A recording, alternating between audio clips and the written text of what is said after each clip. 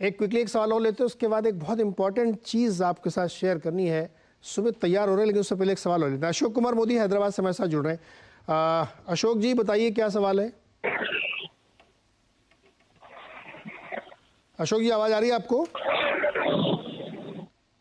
नहीं, अच्छा अशोक जी से संपर्क नहीं है, तो अब सीधे चलते हैं सुमित जी के पास। सुमित जी एक बहुत दिलचस्प स्टोरी हमें बताने वाले हैं। सुमित जी क्या स्टोरी है? ये भव्य स्क्रीन, भव्य नंबर्स, करीब 1000 से 1 लाख वर्चुअली आज एफएनडो में तो इनफैक्ट 1 लाख का आंकड़ा पार हो ही गया। 200-300 रुपए की एक औपचारिकता रह गई कैश मार्केट में, वो चलती रहेगी, लेकिन एमआरएफ ने आज 1 लाख रुपए का जो नंबर है वो टच होता हुआ दिखाई पड़ा। और ये इंडियन हिस्ट्री में पहली बार किसी स्टॉक ने आज 1 लाख का जादुई आंकड़ा जो है उसे टच किया है। ये कितने साल में 1000 से 1 लाख पहुंचा है? 20 साल में। 2023 मतलब 23 साल करीब मान लीजिए, तो 2020 में करीब 1000 रुपये का 23 साल में 100 गुना। 100 गुना नॉट बैड। नहीं तो बुरा नहीं है। आप कोविड से लेके अब तक ही लगाइए ना, 50,000 से 1 लाख, तो 2 गुना तो कोविड से लेके अब तक हो गया। और होता ना, हाथी भी चलता है जब, और जब दौड़ता है तो इस तरह ही दौड़ता है। तो कैसे उसने पिछले 1 हफ्ते के अंदर ही 8,000-7,000 रुपए का मूव दे दिया, ये आप इससे देखिए। तो 22 साल में करीब करीब 100 गुना ये स्टॉक बढ़ता हुआ दिखाई पड़ा है। और जो इसके आंकड़े हैं वो आपकी स्क्रीन पर आते हुए दिखाई पड़ेंगे। 2000 में करीब 1000 रुपए का दाम होता था, वो 1000 रुपए का दाम आज आपके सामने 2 जीरो इसमें और लग गया, यानी कि 1 लाख के आसपास पहुंचता हुआ दिखाई पड़ा है। कैसे रहा ये माइलस्टोन आपकी स्क्रीन पर? 1000 रुपए 2000 के आसपास, और अब करीब करीब 1 लाख। तो टायर का साइज भी इसी तरह से बड़ा है और कंपनी के जो नंबर्स हैं वहां पर भी किसी तरह का जंप आता हुआ दिखाई पड़ा है। माइलस्टोन 2000 में 1000, 2012 तक 10,000, 2014 तक 25,000, 2016 तक 50,000, 2018 तक 75,000, 2023 तक 1 लाख। लेकिन 2016 के बाद 2020 में एक बार फिर इसने 50,000 का नंबर छुआ था, जिसके बाद अब ये 1 लाख होता हुआ दिखाई पड़ा। तो ये माइलस्टोन आपकी स्क्रीन पर। ये देश का पहला स्टॉक है जो कि 1 लाख रुपए आज पहुंचा है 5 डिजिट में। हालांकि ये पहुंचते पहुंचते रह गया कैश मार्केट में, लेकिन एफएनओ में जरूर हिट हुआ। मद्रास रबर फैक्ट्री, उनके लिए जिनको लगता है कि ये मल्टीनेशनल जायंट है, ये एक चेन्नई बेस्ड कंपनी है जिसने शुरुआत की थी गुब्बारे बनाने से 1946 में, और 2 लोगों की यूनिट थी। धीरे धीरे एक्सपैंड करते करते उन्होंने फैक्ट्री से टायर स्पेस में उतरे और 1952 में टायर में उतरे। और एक बहुत इंटरेस्टिंग फैक्ट ये है कि ये पहली कंपनी है जिसने यूएस में टायर एक्सपोर्ट किया। यूएस जो कि जनक है टायर का, वहां पर इन्होंने टायर एक्सपोर्ट किए थे पहली बारी। 52% मार्केट शेयर पहले ही 4 सालों के अंदर कंपनी ने अटेन कर लिए थे। इस तरह का एक बढ़िया प्रोडक्ट इन्होंने बनाया। 1961 में ये कंपनी लिस्ट हुई, वो भी अप्रैल फूल्स डे के दिन, 1 अप्रैल 1961 को इनका प्लांट भी शुरू हुआ और ये लिस्ट भी हुई। 1983 में मारुति के साथ करार, और ऑब्वियस बात है सचिन तेंदुलकर के साथ करार कौन नहीं जानता इनका, जो काफी फेमस रहा है। 2000 से वो करार रहा, तब 1000 था एमआरएफ, और आज 2023 तक आते आते 1 लाख पहुंचता हुआ दिखाई पड़ा है। कुछ और माइलस्टोन आपकी स्क्रीन पर। और एक और इंटरेस्टिंग फैक्ट, बहुत कम लोग ये बात जानते हैं कि एमआरएफ में बोनस भी आया है। 1970 में कंपनी ने एक बार बोनस दिया था और दोबारा फिर बोनस दिया 1975 में। इन 2 बोनस के बावजूद भी सिर्फ 40 लाख शेयरों की इक्विटी है इसकी मार्केट में, से मेजरली प्रमोटर शेयर होल्डर है। यूएस को टायर एक्सपोर्ट करने वाली ये पहली कंपनी है। और आमतौर पर बचपन में हमने फन स्कूल के नाम से कई खिलौने भी देखे हैं, वो भी एमआरएफ के ही हैं। 1989 से टाइप है हैशब्रो के साथ, और फन स्कूल इनके उस करार के तहत आता है। और कुछ और नंबर, कैसे इनके रेवेन्यूज बढ़े और रेवेन्यू के साथ साथ कैसे इनके स्टॉक का प्राइस बढ़ता हुआ दिखाई पड़ा। जिसने नहीं लिया था उसका फूल बन गया दरअसल। हाँ, मतलब अप्रैल फूल के दिन जब ये लिस्ट हुआ हुआ तो समझो अप्रैल फूल पे लिस्ट हुआ है और आज देखिए 1 लाख रुपए का शेयर। और आप कह रहे हैं कि 2020 से अब तक ये डबल हो गया, 50,000 से 1 लाख हो गया 2020 से अब तक, यानी सिर्फ 3 सालों में। तो ये धारणा भी गलत है कि हाई टिकट साइज, बड़े टिकट साइज वाले स्टॉक चलते नहीं। ऐसा कुछ नहीं है। 3 साल में डबल। हाँ, माय गॉड, 1000 से 1 लाख 100 गुना 22 सालों में, और पिछले 3 साल में दुगना। और 2 बार सिर्फ इन्होंने बोनस दिया। अभी देंगे क्या स्प्लिट बोनस, कुछ करेंगे? नहीं, इंटेंशन तो लोगों को लगता होगा 1 लाख वाला शेयर, इक्विटी इतनी छोटी है, कहाँ कोई बोनस देने में इंटरेस्टेड है। और जब से मतलब 1970s में बोनस दिया है, तो आज से करीब करीब 50 साल पहले बोनस आए होंगे, तो उसके बाद किसी को पता भी नहीं कि बोनस में आए हैं। तो सबको ये लगता है कि इसकी इक्विटी बढ़ी नहीं, कभी ना बोनस आया ना स्प्लिट, तो तब से वही इक्विटी चली जा रही है। तो आपने कभी मैनेजमेंट से पूछा नहीं कि ये मैनेजमेंट कभी बात ही नहीं बात थोड़ा छोटा करें तो लोग एंट्री अभी 1 लाख, कभी मैनेजमेंट मिले ही नहीं।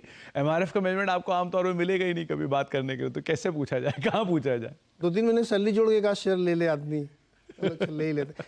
लेकिन इस बार ही चलने की वजह डिविडेंड जो हमेशा मीम बनता था 3 रुपए का डिविडेंड, इस बार कितना दिया? इस बार 160 रुपए का डिविडेंड है। तो अगर आप परसेंटेज वाइज देखें तो कितना बड़ा जंप है, 3 रुपए का डिविडेंड 160 रुपए पहुंच गया। 160 3 रुपए दे देते, मतलब पहले तो अत्याचार। पहले तो, और अब की बारी इस तरह का बड़ा डिविडेंड आया तो बाजार ने भी बहुत थम्स अप दिया कि शायद अब से यहाँ पर डिविडेंड की ट्रेजेक्टरी और बढ़ेगी, तो उसको भी और एक ट्रिगर के तौर पे कामकाज हुआ और पूरा स्टॉक ने वो 95,000 से लेके 1 लाख का सफर तय कर डाला 5 दिनों में। अच्छा, जो इसके हम लोगों भी नंबर देखे रेवेन्यूज के, प्रॉफिट के, वो सब एक कंसिस्टेंसी दिखा रहे हैं, है ना, कि पेशेंस के साथ, नो बहुत ज़्यादा शोर शराबा, मीडिया में आके बहुत ज़्यादा इंटरव्यू वगैरह देना, ये सब कोई दिलचस्पी नहीं है। नहीं, लेकिन एक बड़ी इंटरेस्टिंग चीज है, core आप इसके business। प्रॉफिट का फिगर दिखाएंगे उससे आपको ज्यादा क्लियर होगा। ये मुनाफे का नंबर है, मुनाफा देखिए सिर्फ 1400 करोड़ रुपए, अभी वाला इस साल में 770 करोड़ रुपए, क्योंकि इक्विटी साइज इतना छोटा है कि ईपीएस अपने आप ही बड़ी हो गई है एक्चुअली। तो इतनी सबसे छोटी इक्विटी वाले शेयरों में अगर किसी का नाम आप रखते हो तो इसका नाम आता है,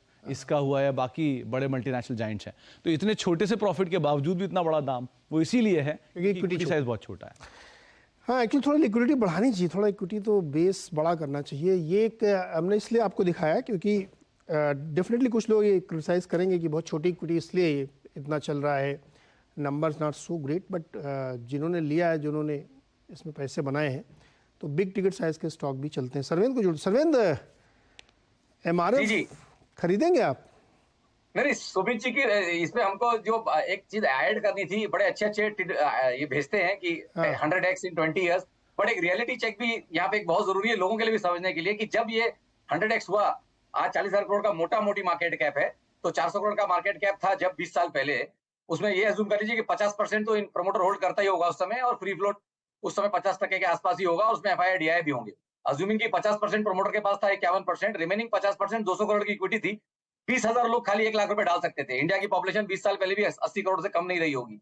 सो what I am trying to say, yes, wealth creation बहुत हुई है, लेकिन एक रियलिटी चेक भी जरूरी है कि खाली 20,000 लोगों के लिए इंडिया में हुई है, उससे ज्यादा के लिए नहीं। खाली 20,000 लोग ये 1 लाख का 1 करोड़ कमा सकते थे, उससे ज्यादा किसी के पास जगह नहीं थी यहाँ पे इस स्टॉक में। और इसी तरह से हर स्टॉक का निकाला जा सकता है। So you will come to know that the number is very finite, the amount of money that people have made, ये नंबर बड़ा फाइनाइट है। ये ऐसा नहीं कि लाखों करोड़ों लोगों ने पैसा बना लिया, खाली 20,000 लोगों ने एमआरएफ में 1 लाख का 1 करोड़ किया है। तो ये तो हमने पहले कहा कि इक्विटी छोटी है और उसका भी एक बड़ा कमाल है, लेकिन ठीक है, कंपनी आगे बढ़ती रही। अच्छा, ये पहली बार सबसे पहले आपने किस भाव पे इसको ट्रैक किया था? सर मैं तो उसको 1,000-2,000 से देखते आ ही रहा हूँ और हमेशा से क्वालिटी स्टॉक रहा है, तो ये डेफिनेटली ये चीज बताती है कि भाई अगर आप क्वालिटी में रहते हैं तो पैसे बनते हैं। बट मेरा थॉट खाली यहाँ यही देने का था कि बाजार की फिनिटी जो है ना, जो बाजार फाइनाइट है, उसको भी ध्यान रखें। करंट प्राइस पे बताइए, चार्ट कैसा दिख रहा है करंट प्राइस पे?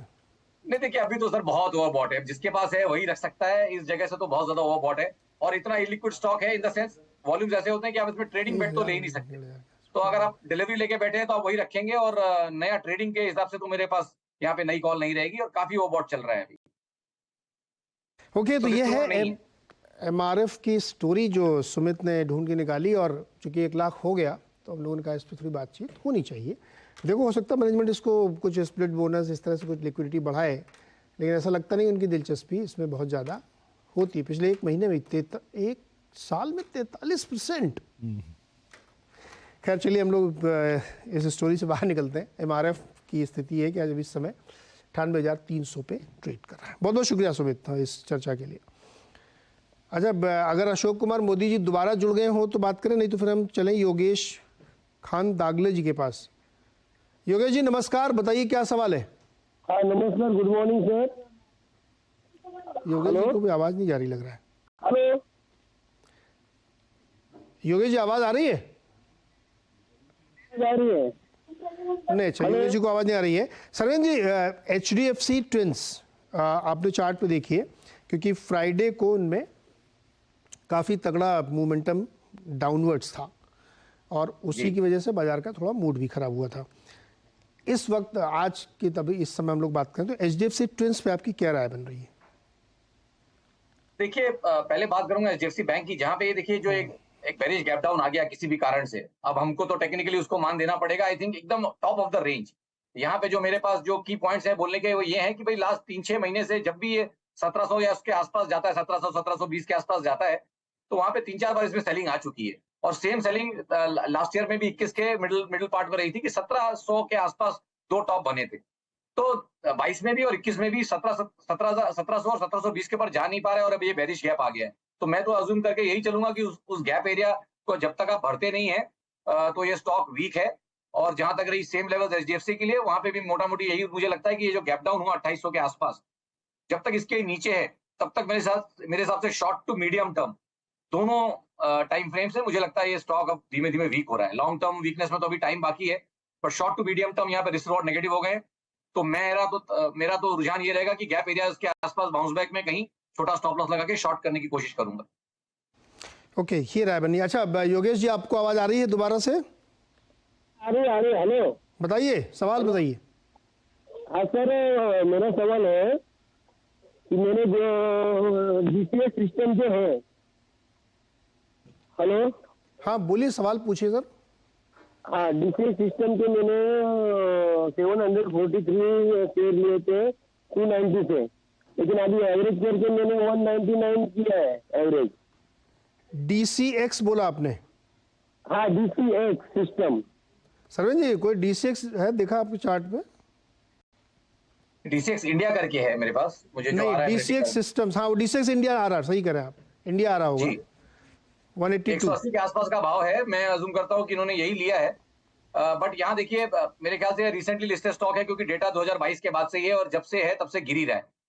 अभी पहला शॉर्ट टर्म एक बॉटम बना के यहाँ पे एक रैली मैं देखूंगा कि पहली रैली जो है मंथली में बनना शुरू हुई है। तो गए महीने का जो कैंडल था वो काफी डिसेंट था, तो मैं इनको प्योरली 1 से 3 महीने की शॉर्ट टर्म राय दूंगा। और यहाँ मुझे लगता है कि जब तक स्टॉक 165 के ऊपर टिका हुआ है तब तक ये ट्रेड में बने रह सकते हैं। तो 164.40 के स्टॉप लॉस से अगर बने रहना है ट्रेड में तो बने रहें, बट क्योंकि रिसेंट लिस्टिंग है तो बहुत ज्यादा एग्रेसिव कॉल नहीं है। 1 से 3 महीने का स्टॉप लॉस 164.40 और 1 से 3 महीने का टारगेट 210 से 215।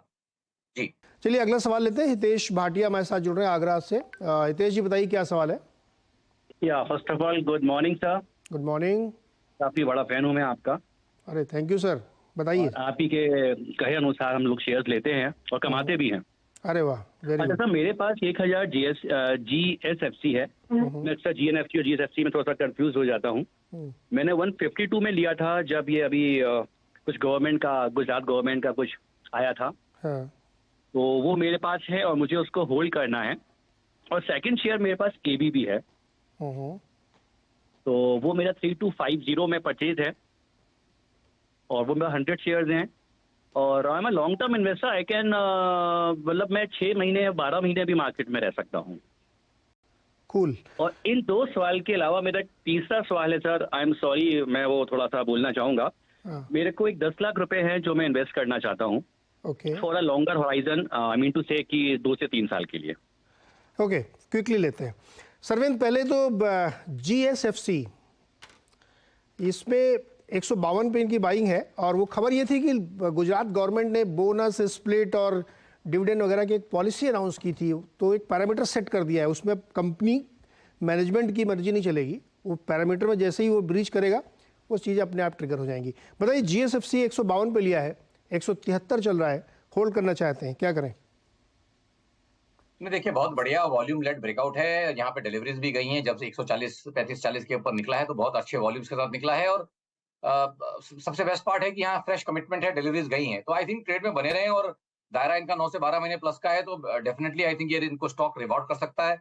और इसमें जो ऑल टाइम हाई मुझे गए साल के दिख रहे हैं वो तकरीबन है 198 के आसपास। तो आई थिंक 198 200 के ऊपर जब ये डिसाइसिवली निकल जाएगा तो आई थिंक और मोमेंटम और ट्रैक्शन इस स्टॉक में आएगा। तो मेरे हिसाब से ट्रेड में बने रहे। मेरे हिसाब से एक स्टॉप लॉस भी जरूर दिमाग में लेके चलें यहाँ से। और जब मैं बोलता हूँ लॉन्ग टर्म, तो आई थिंक एक 15 to 20% का आपको एक तैयारी रखनी चाहिए, क्योंकि आप यहाँ पे 50-60% कमाना चाहते हैं। तो मेरे हिसाब से वो लेवल्स तकरीबन 154 के आसपास आ रहे हैं, या 150 के नीचे लगा ले। 2 स्टॉप 149-40 आइडियली मेरे हिसाब से एक स्टॉप लॉस ट्रेलिंग लगा के रखें और GSFC में बने रहें। शेयर दूसरा इनका ABB। देखिए, ABB तो बहुत क्वालिटी स्टॉक है, काफी ओवरबॉट है लॉन्ग टर्म में, मीडियम टर्म में, बट बड़ा इतनी क्वालिटी है, इतना बढ़िया स्टॉक है कि वो चलते जा रहा है और ब्रेकआउट उसमें अच्छा आ गया है। तो आई थिंक जब तक मोमेंटम है राइड कर लें, एक ट्रेलिंग स्टॉप लॉस का सहारा ले लें, मोमेंटम से राइड कर लें। प्रॉफिट में है इसलिए मैं थोड़ा इनको टाइट स्टॉप लॉस बोलूंगा। और मेरे हिसाब से तकरीबन 3524 के आसपास एक स्टॉप लॉस मुझे अच्छा दिख रहा है। उस एरियाज में अगर स्टॉप लॉस लगाएंगे तो होपफुली ट्रिगर नहीं होगा और नेक्स्ट 15-20 दिन जो भी यहाँ पे अपसाइड इनको मिलेगा वो ये कमा पाएंगे। तो ये तो दोनों शेयर की बात हो गई। और एबीबी देखिए हितेश जी बहुत ही क्वालिटी शेयर है, मतलब one of the best share जिसको बोलते हैं, सीमेंस और एबीबी। तो अगर आप इसको जैसे सर्वेन बता रहे हैं कि अगर आप प्रॉफिट लेना चाहते हैं तो आप ले सकते हैं, क्योंकि ऑलरेडी आप 300-400 रुपये कमा रहे हैं इसमें। लेकिन अगर आप इसको लंबे समय के लिए होल्ड करना चाहते हैं तो कोई इशू नहीं, क्योंकि कंपनी बहुत ही ज़बरदस्त है। इनका जो आखिरी सवाल था वो इंटरेस्टिंग है, 10 लाख रुपए लगाना चाहते हैं 2-3 साल के लिए, बताइए कोई बढ़िया टॉप क्वालिटी के स्टॉक्स। देखिए लॉन्ग टर्म के लिए तो अच्छे स्टॉक जितने हैं वो सारे थोड़े महंगे या ओवरबॉट चल रहे हैं। टेक्निकली मैं कहूंगा टेक्निकली ओवरबॉट और महंगे चल रहे हैं। तो आई थिंक थोड़ा वेट कर लें। आई थिंक 18,400 18,500 का जो बाजार का एक इंपॉर्टेंट काटा रहा, जो लास्ट टाइम भी हमने ब्रेकआउट किया लेकिन हम इमीडिएटली वहां से फेल हो गए, सेल ऑफ हो गया। तो एक फॉल्स जिसको हम ब्रेकआउट बोलते हैं वो बना था लास्ट स्विंग से। तो आई थिंक मैं यही इनको बोल के चलूंगा कि भाई एक बार वेट कर लें और एक क्लियर कट ब्रेकआउट मार्केट में हो जाने दें। जब तक 18,500 18,600 के ऊपर निफ्टी डिसाइसिवली ब्रेकआउट नहीं करता, आई डोंट थिंक कि फ्रेश कोई लेग यहाँ पे चालू हो पाएगा। बट या with in the medium term long term जो स्टॉक अच्छे करेक्ट हो चुके हैं वो चलते रहेंगे। सो थोड़ा वेट एंड वॉच कर लें। आई थिंक मार्केट ऐसे करवट पे है कि लॉन्ग टर्म का कमिटमेंट फ्रेश पैसे का मैं यहाँ से नहीं बोल सकता, बट जो खड़े हैं उनमें ट्रेलिंग स्टॉप लॉस बना के खड़े रहें, जैसे मैंने इनको बोला। तो हितेश जी थोड़ा वेट करिए, मार्केट थोड़ा सा उस लेवल पे आती है जहाँ पे आपको रिस्क रिवार्ड आपके फेवर में जाए। क्योंकि मान लीजिए जैसा अभी थोड़ी देर पहले अजय श्रीवास्तव से डिस्कशन हो रहा था कि अगर आप कोई स्टॉक 80 के मल्टीपल पे ले लें एफएमसीजी वाला, तो उससे कितना पैसा आप बना पाएंगे ये फेवर में नहीं होगा आपके। तो वेट करना ज़्यादा अच्छी स्ट्रेटजी है। और चूंकि आपके पास पैसा है, कैश में है, तो कोई दिक्कत नहीं है। नीरज जी एक इसमें ऐड करना चाहूंगा। हाँ, कि खाली सब लोग इक्विटी देखते रहते हैं। आप देखिए गोल्ड सिल्वर भी बहुत बढ़िया कई multi year, multi month, multi quarter breakouts कर रहे हैं गोल्ड और सिल्वर दोनों। तो आई थिंक वहां पे भी थोड़ा रुझान रखें। अगर नया पैसा डालना है तो मेरे ख्याल से 10 में से 5 लाख तो गोल्ड सिल्वर में डाल ही सकते हैं। तो वो एक एंगल भी अगर ध्यान रखिए। खाली इक्विटी पूछ रहे थे इसलिए मैंने इनको नहीं बोला, बट फिर मेरे को ध्यान आया कि इनको बोलना चाहिए। तो आधा पैसा गोल्ड सिल्वर में लगा सकते हैं ये। ओके, ये भी एक तरीका हो सकता है। तो हितेश जी आप टच में रहिएगा, दोबारा कभी क्वेरी लीजिएगा जब मार्केट आपको करेक्शन में दिखे ना, जिस दिन उस दिन हम लोग बात करेंगे। लेकिन अभी आपके लिए होल्ड करना, वेट करना। मैं तो डेली टच में रहना चाहता हूँ, आप लोग मेरी क्वेरी ले लिया करिए सर। नहीं, मैं बिल्कुल मैं बता दूंगा। तो अभी आप थोड़ा वेट करिए, 10 लाख रुपए आपको जो डिप्लॉय करना है। बता दें कि मनी कंट्रोल पर दिए गए विचार एक्सपर्ट्स के अपने निजी विचार होते हैं। वेबसाइट या मैनेजमेंट इसके लिए उत्तरदायी नहीं है। यूजर्स को मनी कंट्रोल की सलाह है कि कोई भी निवेश निर्णय लेने से पहले सर्टिफाइड एक्सपर्ट की सलाह लें।